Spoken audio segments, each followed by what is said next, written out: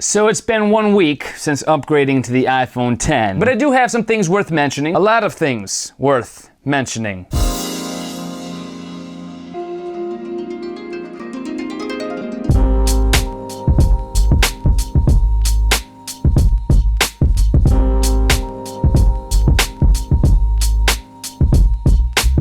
What's up, YouTube? It's your boy, BMAC. So the iPhone X. Do I love it? Do I hate it? Love is a very strong word, hate's a very strong word. So I don't know if it's 100% either of those two things. But regardless, let's talk about it. Let's talk about the physical aspects of the iPhone X. The very first thing I noticed about the iPhone X is how much more narrow it is compared to the iPhone 7 Plus. Side by side, that doesn't look like much, but when you put these babies in landscape mode, that's where you really see the difference on the side. So the iPhone X is narrower from a landscape perspective, but technically 0.3 inches taller. So I guess that in a way makes up for it. That definitely took some getting used to coming from the iPhone 7 Plus. I mentioned this in my unboxing video, but the iPhone 7 Plus feels like a phablet in your hand. And the iPhone X just feels more like a phone now, not a phablet. I actually would go so far as to say that the iPhone X actually feels more like my iPhone 6 in my hand. Ignore the screen size, but side by side, these two phones aren't that different. Like, look at that. The actual physical size of the phone is much more like the iPhone 6 or the iPhone 7 non-plus size, and is much different from the plus size of an iPhone. This was the very first thing I noticed. It's very different comparing the three right here. See if we can get all three of these lighting up at once. It's going to be a challenge. Oh my gosh. So the iPhone X is kind of like a hybrid for me. Physically in my hand, it felt more like my iPhone 6, but the screen size itself, because of the edge-to-edge display,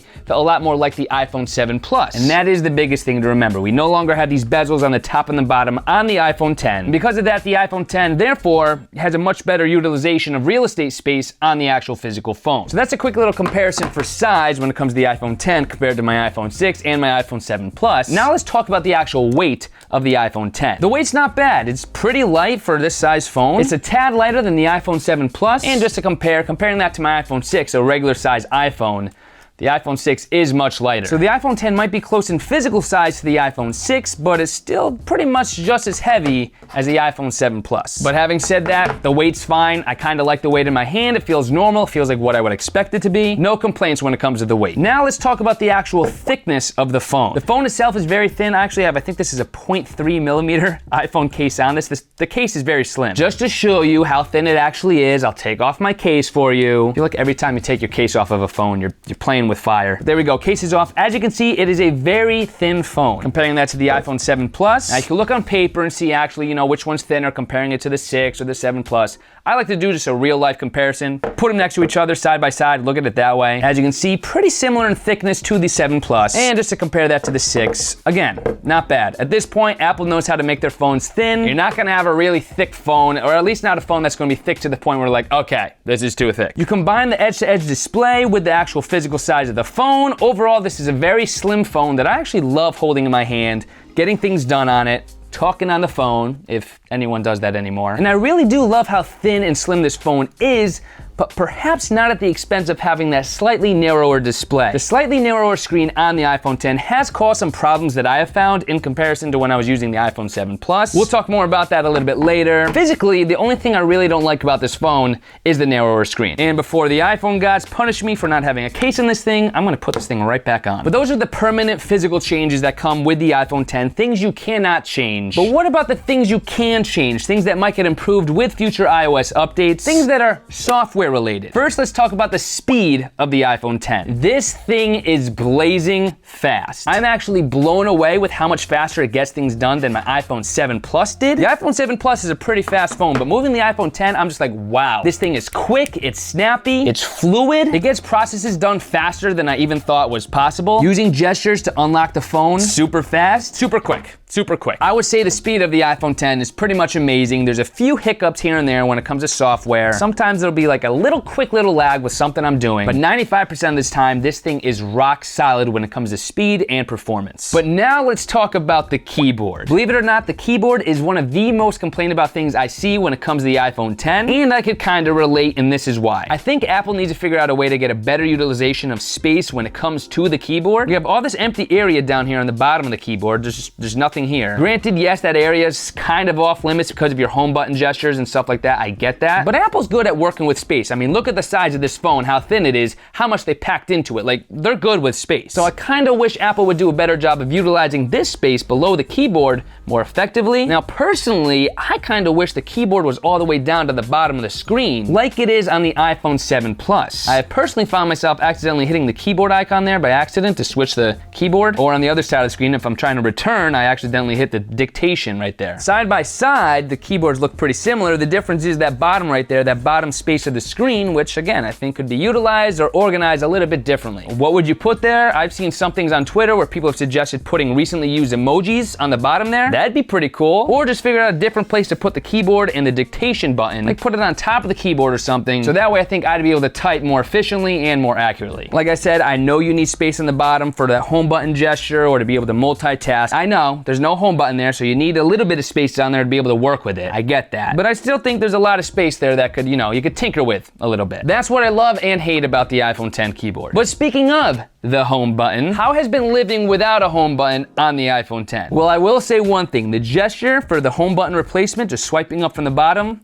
seamless. It works pretty much every single time. Look at that, just with a flick of the wrist. Look at that flick of the wrist. Look at that flick of the wrist. With a flick of the wrist, that's all it takes. The home button, I'm telling you, I don't think I've missed the home button yet. I think every single time I've gone to swipe up with that gesture to mimic pressing a home button, it's worked every single time. So anybody who was concerned about there being no home button and having to use that gesture of swiping up to replace an actual home button press, I don't think you have to worry about it. The other gestures work flawlessly as well. Control center, no problem. Multitasking, it works. The gestures themselves are fine, but I think the way they actually work could be tweaked just a little bit. And here's what I mean by that. One of the biggest modes I used on my iPhone 7 Plus was reachability mode. Reachability mode is when you just double tap on the home button, it brings down the screen so you can access the top of the screen without like contorting yourself to try to reach it. You can still do that on the iPhone 10, but it is no longer a double tap, which I'm so used to doing. You have to set this up in your settings. Reachability mode could be achieved by swiping down on the home button. Look right there, it took me 2 times. That's the problem though. Here, reachability mode never failed. You tap twice, it goes on and off. The reachability mode,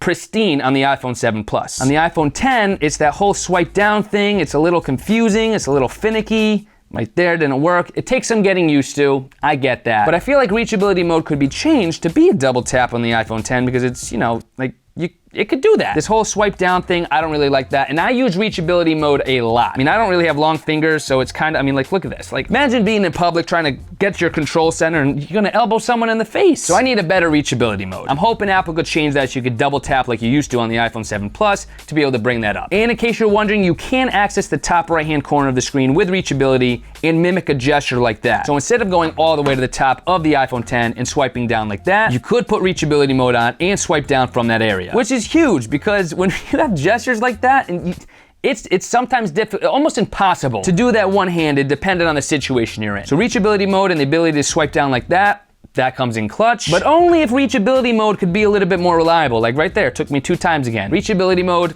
too finicky, needs a little tweaking. Another concern I saw a lot of people having was the app management or multitasker. Basically what I'm talking about here is when you're switching apps to go to another one. When I first started using this gesture to switch apps, at first, it was taking too long. I was a little annoyed with it. So there is a learning curve with a lot of these gestures, I will say that. What I was doing was holding up the app and waiting for the other ones to appear. I've since figured out, thanks to Everything Apple Pro, he has an awesome channel by the way, go spam Everything Apple Pro's channel, tell him BMAC sent you. He basically taught me that you don't have to wait for those other apps to appear by doing this app switching gesture. Basically, you just do an arc motion where you just pull up and then immediately go to the right, and that'll drag the other apps right over there immediately. So instead of holding up and pausing, instead you just do an arc motion and they're right there. That was a big complaint I had, but Everything Apple Pro helped me out, so I no longer have to complain about it. So that's not bad. What is kind of annoying is when you're trying to close out all your apps, you still have to press and hold for these red do not enter style dots. They're not X's, but they're like red X's, even though they're not, you know what they are. So to compare it to the iPhone 7 Plus, on the iPhone 7 Plus, to do that,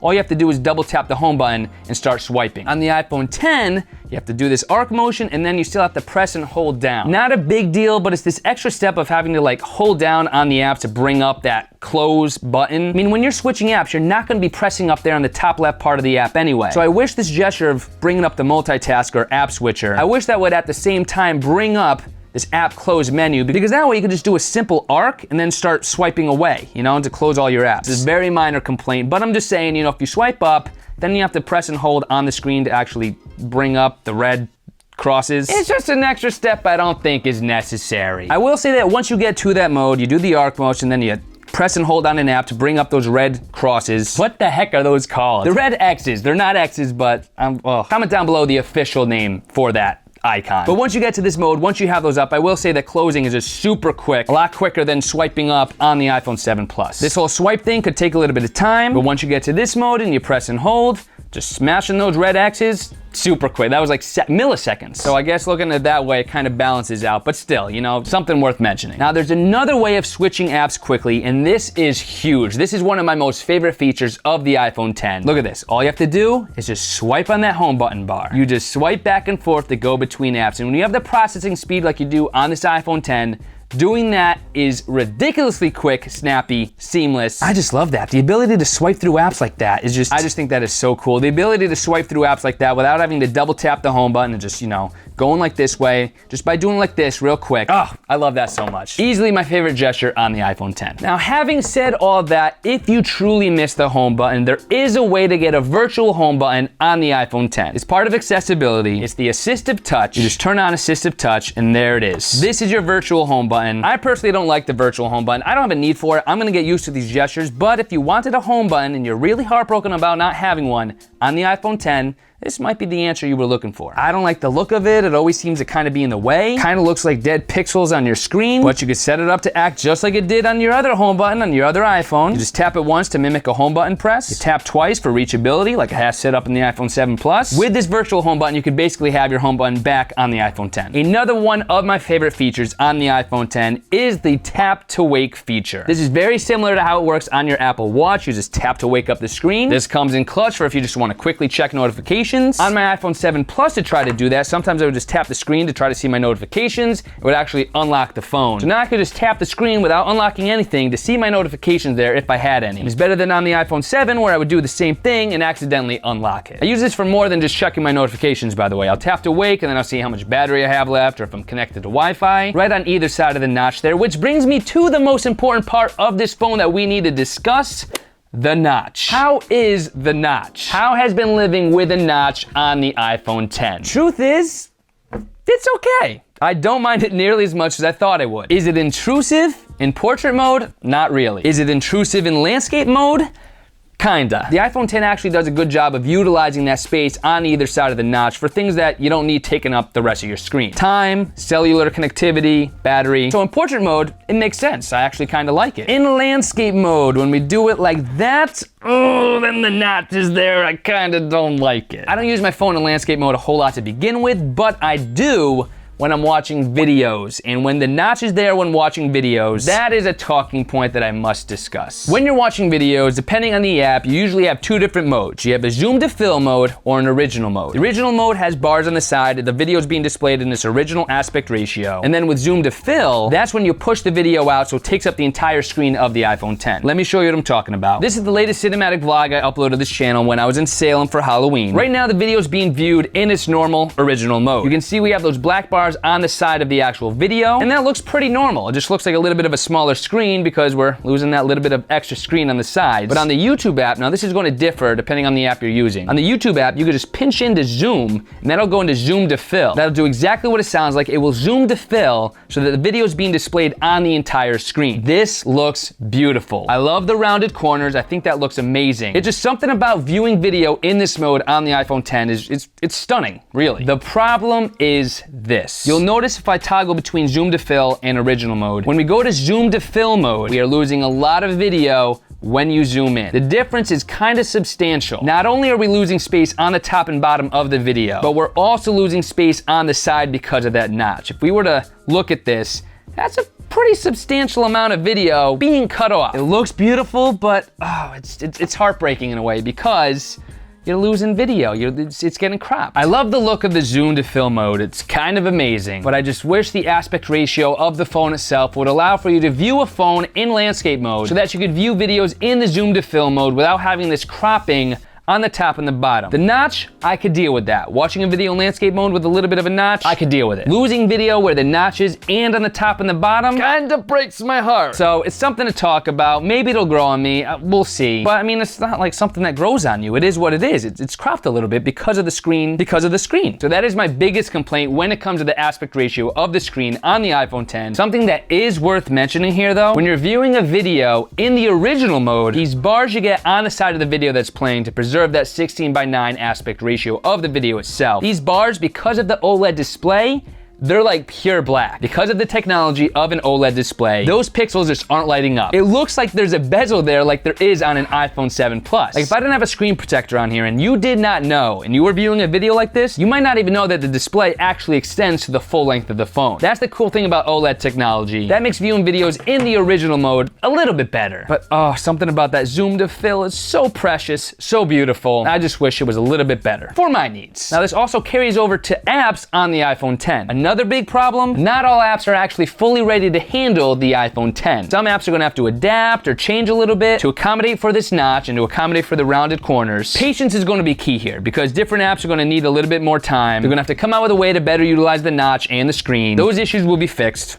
That shouldn't be something to worry about. Now let's talk another major difference of the iPhone 10. Face ID. So I've been using Face ID for about a week now. What are my thoughts on it? It works. It works fine. It actually works pretty flawlessly. You just have to know what the iPhone 10 needs for Face ID to work. I apparently go like this a lot when I'm trying to unlock my phone, and when I'm covering that part of my face, it shakes its head at me. iPhone 10 says, nay, I can't recognize your face. I'm not unlocking. So you gotta just keep your face clear as right there, it unlocked. But if you're covering your face a little bit, it's gonna shake its head. No, you can do it at a slight angle. Like right there, this angle right here that I have it at, it unlocked. I kinda wish the iPhone 10 would be at a distance like this and at an angle like this, then you could tap to wait. Can't scan your face from this distance and this angle. Unfortunately, it's not like the Face ID works from every angle. It works at some angles, but you do kinda need to be looking pretty much directly at the phone. I know that'll be annoying to some people. I don't think it's a deal breaker, but for me, it is most annoying in a situation like this where, I'm typing, editing at my computer, whatever I'm doing. My iPhone 10's on my desk and I'll tap to wake it just like this. I wanna see my notifications, but I can't read them because Face ID hasn't unlocked the phone. And the only way I could do that is by,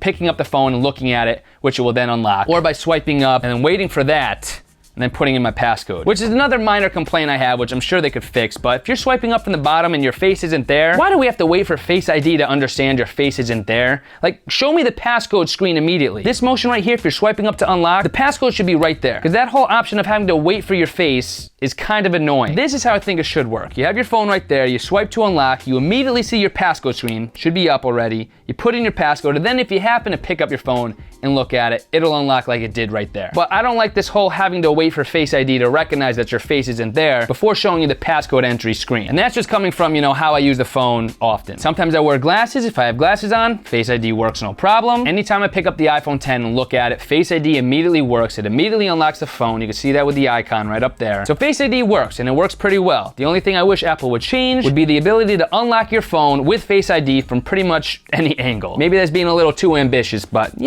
something I'm thinking about. Next, let's talk about the camera. I will say this, the slightly narrower screen on the iPhone 10 does make it a lot easier to hold and film without the need for a pop socket. If you're like me and you don't always like a pop socket on your phone because it makes it uneven when you put it down on the table, maybe you'll appreciate the slightly narrower screen because you could hold it easier from pretty much any angle. Carefully, I shouldn't even do that. And you might not need a pop socket. Just a little side note. But so far the cameras, the lenses on the back, on the front, they are amazing. The front camera is of ridiculous quality. I was FaceTiming my buddy yesterday and I was looking at the little preview of what you look like on the FaceTime call. Just based off the preview from a distance, I could almost see the pores on my nose with the FaceTime call using the front-facing camera on the iPhone 10. The cameras on the iPhone 10, they're making a statement. They are unreal. They 100% get my approval. I'm not gonna go into deep detail reviewing the cameras and the lenses. I'm gonna be doing that a lot on this channel. That warrants a separate video altogether. If that interests you, you can check out the card annotation that'll pop up on the top right-hand corner of your screen